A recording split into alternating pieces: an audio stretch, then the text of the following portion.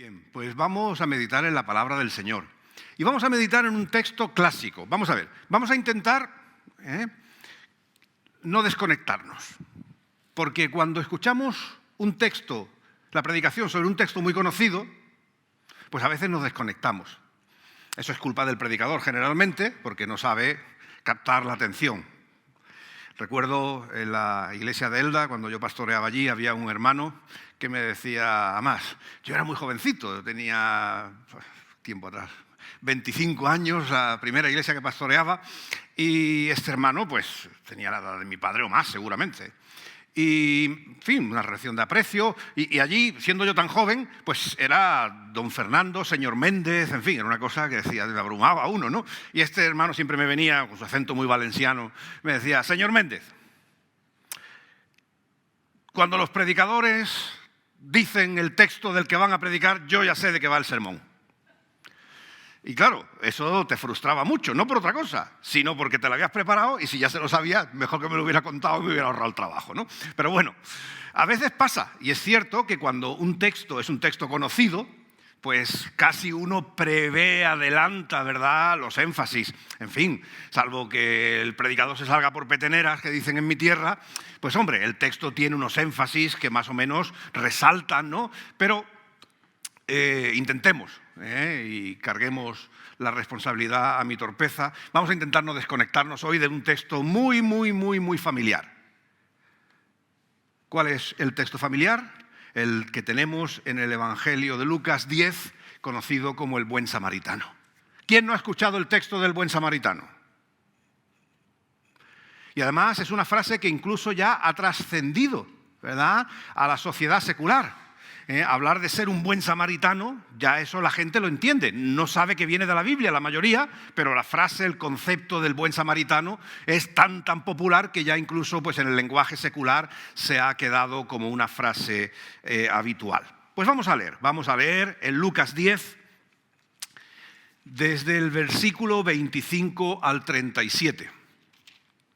Y dice la palabra del Señor, he aquí, un intérprete de la ley se levantó y dijo para probarle, Maestro, ¿haciendo qué cosa heredaré la vida eterna? Y Jesús le dice, ¿qué está escrito en la ley? ¿Cómo lees?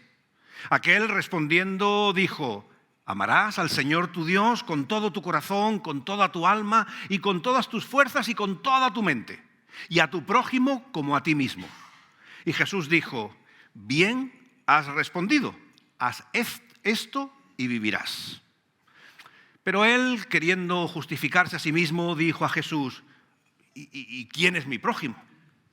Respondiendo Jesús dijo, un hombre descendía de Jerusalén a Jericó y cayó en mano de ladrones, los cuales le despojaron, e hiriéndole se fueron, dejándole medio muerto. Aconteció que descendió un sacerdote por aquel camino y viéndole pasó de largo. Asimismo un levita, llegando cerca de aquel lugar y viéndole pasó de largo. Pero un samaritano que iba de camino vino cerca de él y viéndole fue movido a misericordia y acercándose vendó sus heridas, echándoles aceite y vino. Y poniéndole en su cabalgadura lo llevó al mesón y cuidó de él. Otro día, al partir, sacó 2 denarios y los dio al mesonero y le dijo, cuídamele, y todo lo que gastes de más, yo te lo pagaré cuando regrese. ¿Quién, pues, de estos 3 te parece que fue el prójimo del que cayó en manos de los ladrones? Él dijo, el que usó de misericordia con él. Entonces Jesús le dijo, ve y haz tú lo mismo. Como digo, pues es un texto muy conocido. Seguro que si ahora os digo, a ver, ¿qué enseñanza sacamos del texto? Hacemos claramente las ideas de un pasaje que es bastante habitual, bastante conocido. Pero que no por conocido deja de ser relevante. A veces podemos caer en la trampa de que las cosas, por su familiaridad, a veces caen en desuso. Presuponemos que sabemos las cosas y al final pues no las ponemos en práctica, ¿verdad? En fin, en las casas nos pasa con los hijos, cuando le decimos a nuestros hijos, tienes que recoger la habitación, que ya lo sé, que me lo has dicho 20 veces. Sí, pero esta es la 21 y la habitación sigue sin recogerse, ¿verdad? En fin, es eso, que lo habitual no hace necesariamente la respuesta esperada en nosotros. Aquí en el texto hemos leído que un hombre principal, un intérprete de la ley, se acerca a Jesús para probarle. Ya el texto nos indica que sus intenciones no son nobles, no son limpias, ¿verdad? Sino que quiere a ver dónde puede darle las vueltas y encontrar la trampa a Jesús. Pero la pregunta que hace es una pregunta muy importante. Es decir, este hombre estaba en verdadero conocimiento de lo que es importante en lo relativo a la fe, en lo relativo a la relación con Dios. Era un maestro de la ley. Y por tanto hace una pregunta que para cada uno de nosotros siempre debemos recordar que debe ser una pregunta primordial. Le pregunta, ¿haciendo qué cosas heredaré la vida eterna? La pregunta de la vida eterna es una pregunta fundamental, porque es lo que realmente al ser humano le da consistencia, ese sentido de eternidad, de proyectarnos más allá de un presente que a veces nos supera. Vivimos en unos tiempos, ¿verdad?, en los que realmente la vida se nos ha hecho tan complicada. Posiblemente cada generación pensaría lo mismo de su tiempo, ¿verdad? Pero nosotros somos conscientes de que vivimos en un tiempo difícil, complicado. Hoy se nos ha recordado, ¿verdad?, los 25 años del asesinato de Miguel Ángel, ¿verdad?, Blanco, allí en Ermua, y realmente la gente dice, mira, esta mañana en las noticias alguien decía, no recuerdo, puedes no recordar la fecha, pero recordar qué estás haciendo y tal, porque fue un momento que marcó, ¿verdad? Yo, como soy el rey del despiste, no me acuerdo ni qué estaba haciendo tampoco. Pero bueno, dejando eso, sí me acuerdo, una imagen que me dejó muy marcado hasta el día de hoy, fue cuando una imagen casi robada, cuando lo sacaban y lo intentaban llevar al hospital y todavía estaba con vida. No lo encontraron muerto, todavía estaba, en fin, en ese último hilo de vida. Y a mí eso me impactó, la maldad de tenerle 2 días con un chantaje con una persona, ¿verdad?, torturándole y al final matándole. La maldad del ser humano es terrible, es horrorosa, ¿verdad? Por eso, en los tiempos donde el mal pues campa a sus anchas, ¿verdad?, con guerras, con conflictos, la violencia doméstica, violencias de todo tipo, en fin, en un mundo complicado,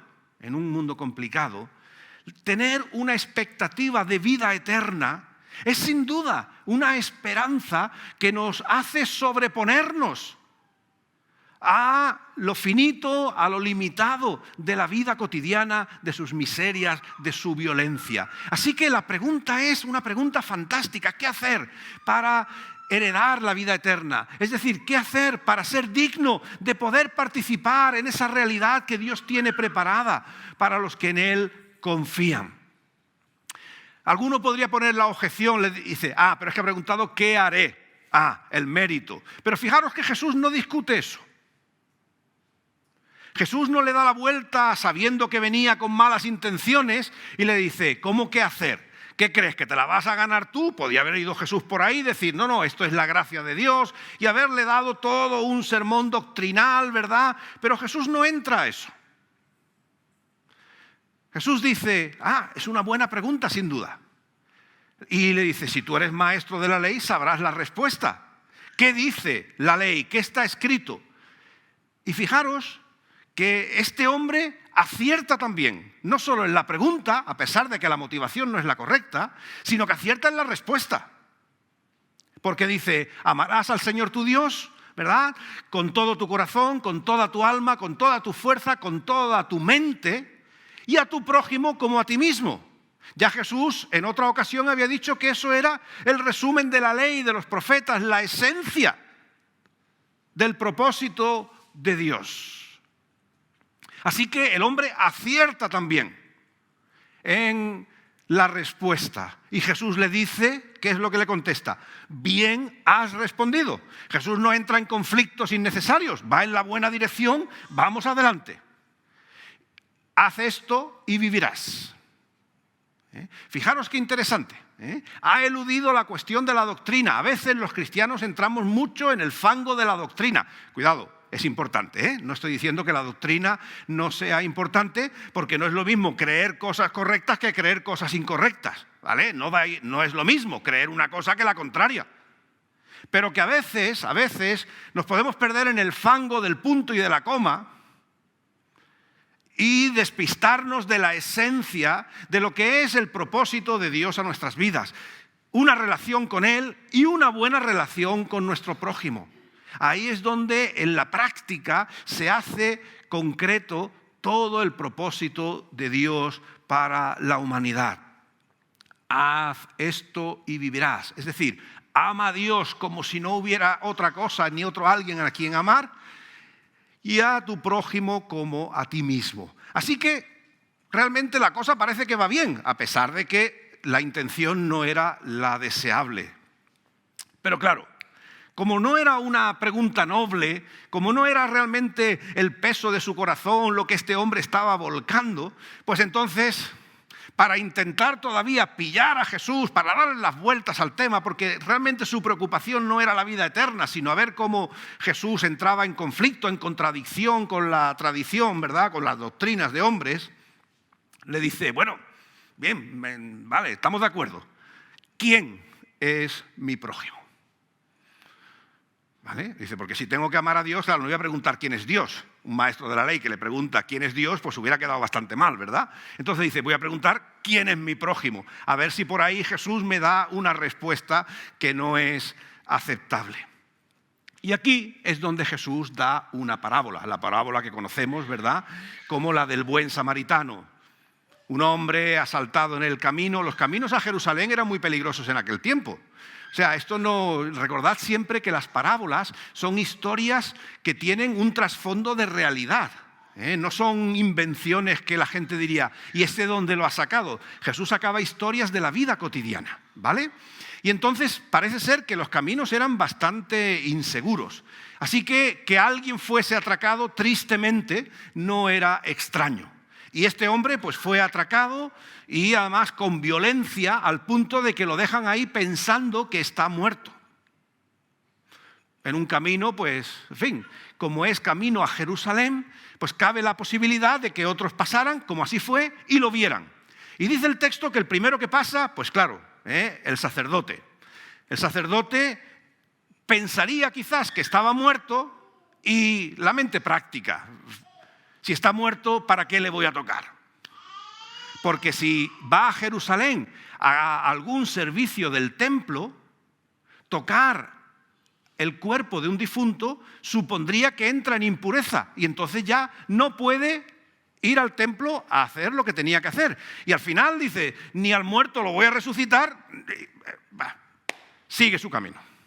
El levita, más o menos lo mismo, también un hombre religioso y pone por encima de todo, dice, no hombre, yo voy a ayudar a que el servicio en el templo pues sea lo mejor posible. ¿Cómo voy ahora a tocar a un muerto y hacer que la gente no pueda celebrar la fe, adorar de la mejor manera posible?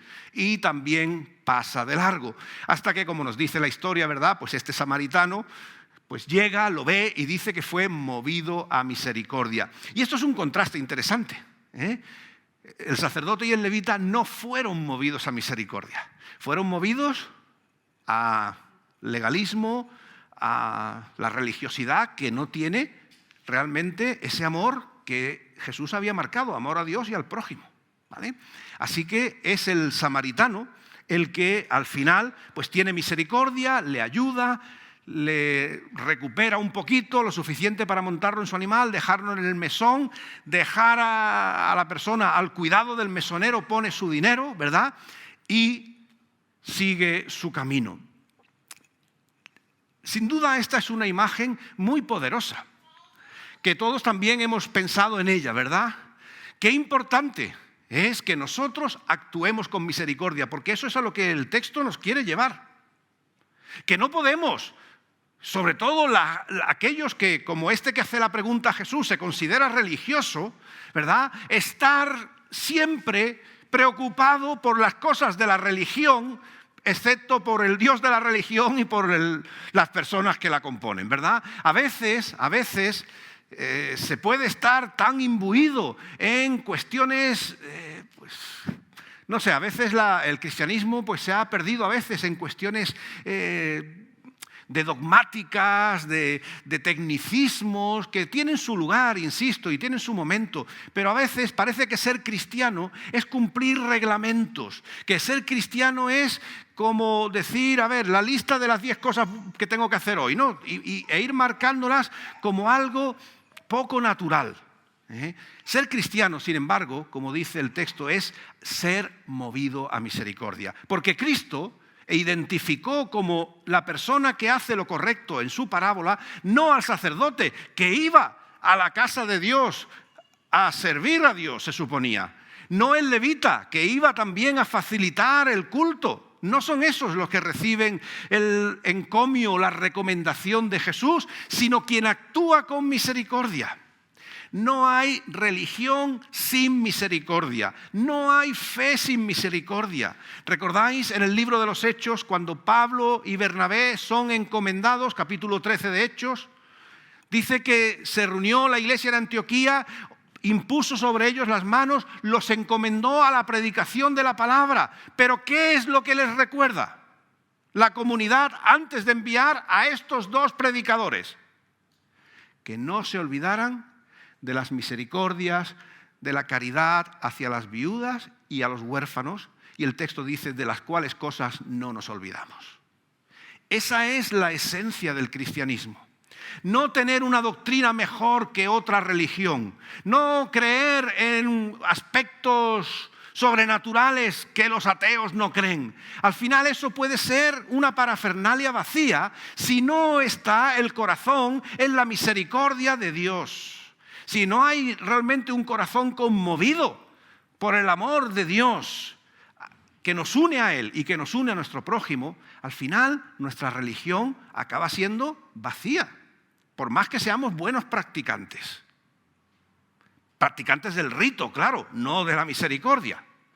Por eso Jesús pone en alta estima a este hombre, que además, si nosotros leemos en la palabra, en la ley misma, que tanto el sacerdote como el levita observaban, leemos en Levítico 19:18, no te vengarás ni guardarás rencor a los hijos de tu pueblo, sino amarás a tu prójimo como a ti mismo. O sea que ya estaba cumpliendo la ley, porque estaba amando a ese hombre como se amaría a sí mismo. Y ahora volveremos a esta idea. La actitud del samaritano no era una situación fácil.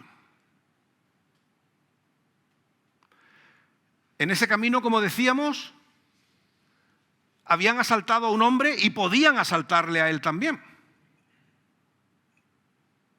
Corría el mismo riesgo. No solamente podía ser asaltado, sino que el mesonero le podía estafar. Porque el mesonero podría, según se fuera el samaritano, echar al enfermo a la calle, y cuando volviera el samaritano dice, ha sido una terapia costosísima, lo hemos tenido cuidando mucho tiempo, ¿me debes? Podía haber sido estafado.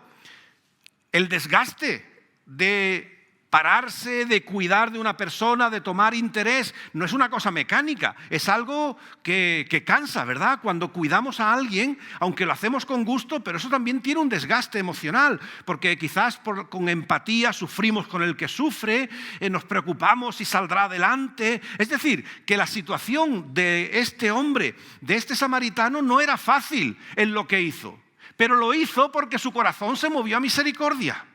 Esa es la clave fundamental que hace que todas las demás cosas queden en otro nivel, en otra perspectiva. La misericordia es la esencia de nuestra vida como cristianos. Decía al principio que cuando leemos textos que son conocidos, que son familiares, pues acabamos diciendo, ya el pastor nos ha contado lo que ya sabíamos, ¿vale? ¿Cuántos nos hemos parado a pensar que Jesús no responde como solemos nosotros pensar, a la pregunta de quién es mi prójimo. Porque predicadores y no predicadores, cuando hablamos muchas veces acerca de esta parábola, cuando hablamos de nuestro prójimo, decimos, todos los que están a nuestro alrededor son nuestros prójimos. Pero no es eso lo que Jesús le responde a este hombre. La pregunta es, ¿quién? Leéis en el versículo 29, este maestro de la ley dice, ¿quién es mi prójimo? Sin embargo, en el versículo 36, Jesús dice, ¿quién de estos tres, es decir, del sacerdote, del levita y del samaritano, quién de estos tres te parece que fue el prójimo del que cayó en mano de los ladrones? Fijaros qué interesante. Nosotros pensamos que el prójimo en esta historia era el malherido, el que había sido asaltado y robado, ¿verdad? Y de ahí la lección es, cuando veas a tu prójimo más asaltado y malherido, pues tienes que con misericordia atenderlo. Pero la pregunta que hace Jesús es no quién fue el prójimo en esta historia, sino quién actuó como prójimo hacia el malherido, hacia el que había sido asaltado. Y esto cambia la perspectiva. Porque a veces, con esa respuesta genérica, ¿verdad?, de decir, nuestro prójimo es todo aquel que está a nuestro alrededor. Y no es que no sea verdad, pero el texto quiere ser mucho más intencional en otro aspecto. Porque a veces, en esa generalidad, nos perdemos. Sí, todos son nuestros prójimos y unos por otros, como dice el refrán, la casa sin barrer, ¿verdad? Al final parece que nunca llegamos a concretar la misericordia del texto. Sin embargo, fijaros, lo dice hasta el diccionario de la lengua española, tiene una acepción para prójimo que es la que nosotros solemos usar cotidianamente. Individuo cualquiera, ¿vale? Por tanto, nuestro prójimo es todo lo que se mueve, ¿vale? Cualquiera es nuestro prójimo. Pero tiene otra acepción muy interesante el diccionario que dice persona respecto de otra consideradas bajo el concepto de la solidaridad humana. Es decir, que prójimo ya no es solamente cualquier persona, sino que de manera especial nuestro prójimo, o somos prójimos de aquellos que están en necesidad, de aquellos que sufren, de aquellos que padecen. Porque en definitiva, el Evangelio lo que busca hacer en nosotros es mover nuestro corazón hacia aquellos que sufren.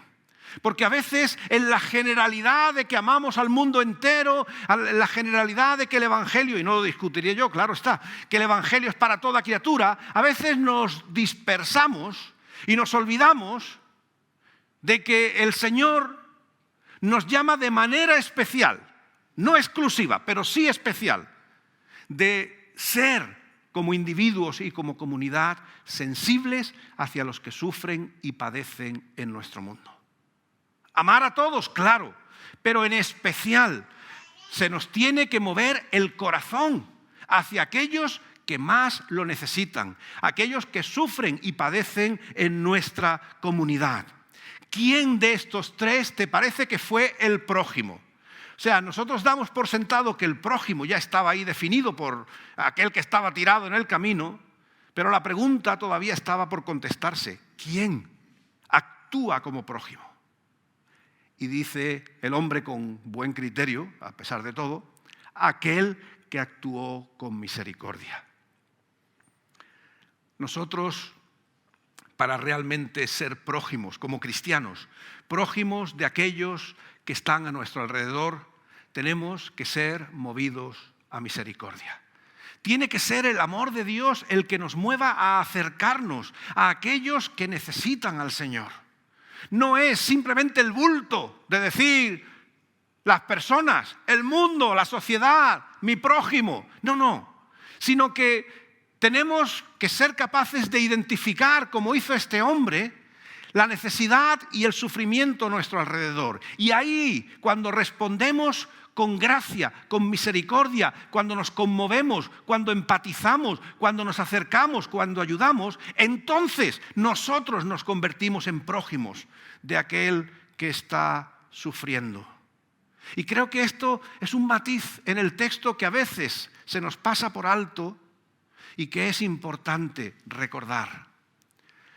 Ser cristianos, porque no olvidemos, lo que enmarca la parábola es la afirmación que para heredar la vida eterna hay que amar a Dios sobre todas las cosas y al prójimo como a uno mismo. Esa es la clave para heredar la vida eterna, y si le queremos dar la vuelta con otra forma de decirlo, eso es lo que nos tiene que definir como cristianos.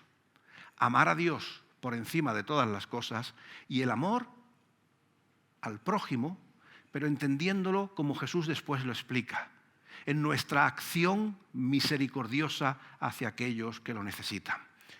Empezábamos hablando refiriéndonos a Miguel Ángel Blanco, ¿verdad?, en Ermua hace 25 años, y tantos que han sufrido por el terrorismo, tantos que están sufriendo hoy por guerras, tantos que sufren hoy maltratos en los hogares, tanta maldad que vemos en un mundo lleno de injusticia, de sufrimiento. El Evangelio nos llama a que los cristianos seamos movidos a misericordia. El llamamiento del pueblo de Dios hoy es a que, igual que este samaritano, nosotros tengamos el corazón abierto, atento, dispuesto para reconocer la necesidad del que la tiene e ir y ayudar y socorrer. Hermanos, si no, como dice Santiago, la religión del tal es muerta. Si es una fe que solo es capaz de recitar versículos, si es una fe que solo es capaz de recitar doctrinas, si es una fe que solo puede decir yo voy a la iglesia, que todas estas cosas son importantes, ¿vale? Pero si solo es eso, dice Santiago que la fe es muerta, porque la fe tiene que obrar, y el obrar es obrar en misericordia. De la misma forma que Dios fue movido a misericordia hacia nosotros.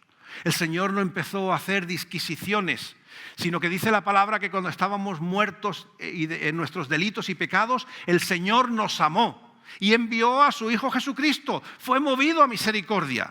Cuando Jesús, antes de su pasión y muerte, está ante Jerusalén, dice que empieza a llorar y fue conmovido a misericordia. Fue movido a misericordia. Dice, ¿cuántas veces he intentado juntaros como la gallina junta sus polluelos?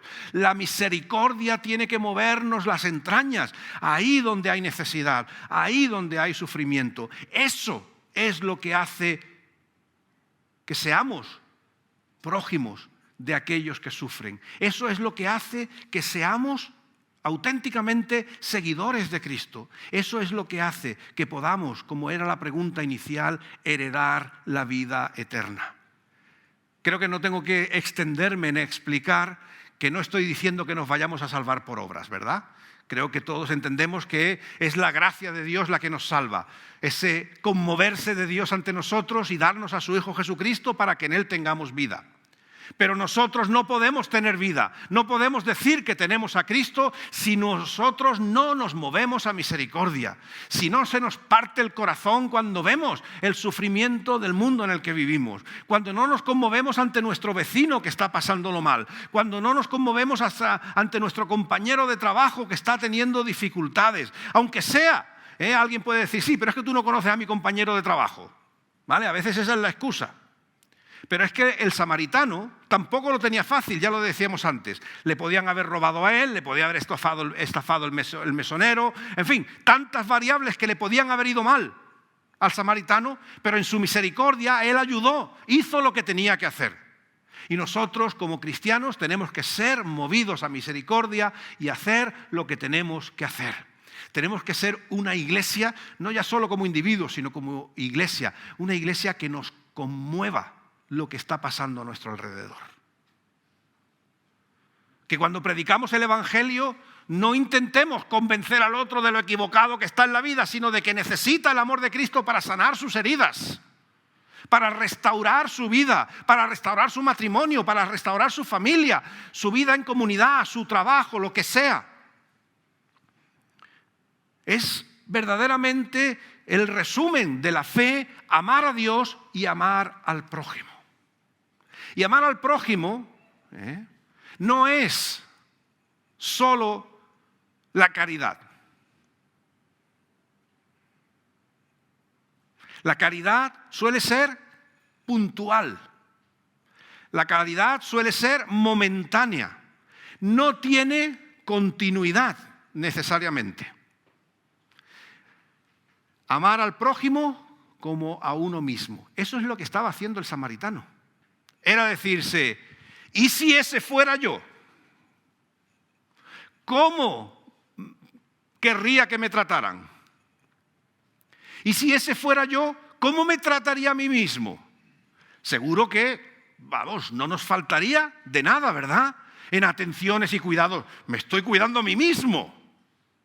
Pues esa es la perspectiva, esa es la dinámica, ese es el sentimiento del que tenemos que hacer acopio los cristianos.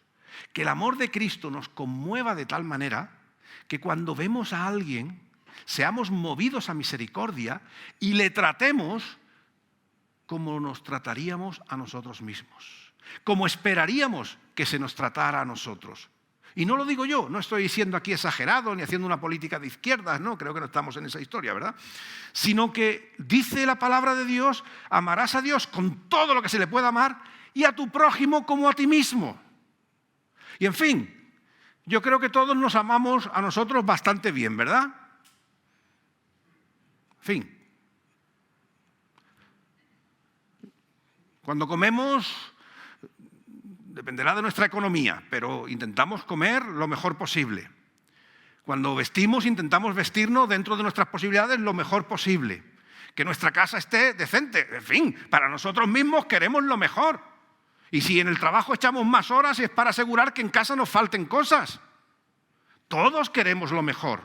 Pues eso es lo que está diciendo el Señor. Eso que quieres para ti, para aquel, especialmente que está en necesidad. Esa es la vuelta que nuestro mundo necesita. El domingo pasado decíamos aquello de las viejas soluciones, ¿verdad? Después de que habíamos tenido esta cumbre de la OTAN, ¿verdad? Y se habían firmado pactos y demás. Eran las viejas soluciones de hace muchos años. Definir al enemigo, ahora son Rusia y China, y nosotros hacer una alianza militar para que si hay guerra, pues saber defendernos. Al final seguimos solucionando o creyendo que solucionamos, creando nuevos problemas. Lo que transforma al mundo es el hecho de que actuemos movidos a misericordia. Que el amor de Dios que está en nuestras vidas salga de nosotros y se haga visible. Que donde quiera que vivamos, donde quiera que estamos, digan, mira, yo no sé, a lo mejor no saben ni siquiera que somos cristianos, pero sí saben que estamos ahí cuando hace falta. Sí saben que somos personas que ayudan, sí saben que somos personas que tienen caridad, sí sabemos que somos personas que se comprometen, que se sacrifican en favor del que lo necesita. Y eso es lo que después nos da la oportunidad de decir, como Pedro y Juan, no nos deis la honra a nosotros, lo hacemos en el nombre del Señor. Y eso es lo que tiene que hacerse patente en nosotros. Así que, queridos hermanos y amigos, es un texto tradicional. Es el texto de toda la vida, ¿verdad? El pasaje del buen samaritano. Pero me gustaría que se nos quedara bien, entre otras cosas que hemos meditado de la palabra del Señor, que el Señor Jesús no identifica al prójimo como aquel que está enfrente de nosotros, sino que hace recaer sobre nosotros mismos la pregunta, ¿de quién eres tú el prójimo? No es algo que viene dado, es algo en lo que nos convertimos. Y lo hacemos cuando nuestro corazón es movido a misericordia, cuando nuestras vidas responden al principio de nuestra fe, que es amar a Dios sobre todas las cosas y a nuestro prójimo, aquel en necesidad, como nos amaríamos a nosotros mismos. Ya dijo Jesús que este era el principio de la ley y los profetas, era el resumen de su llamamiento y esa es la invitación a nosotros. Seamos prójimos, seamos movidos a misericordia, estemos siempre cerca de aquellos que necesitan el amor del Señor. Que Él nos bendiga.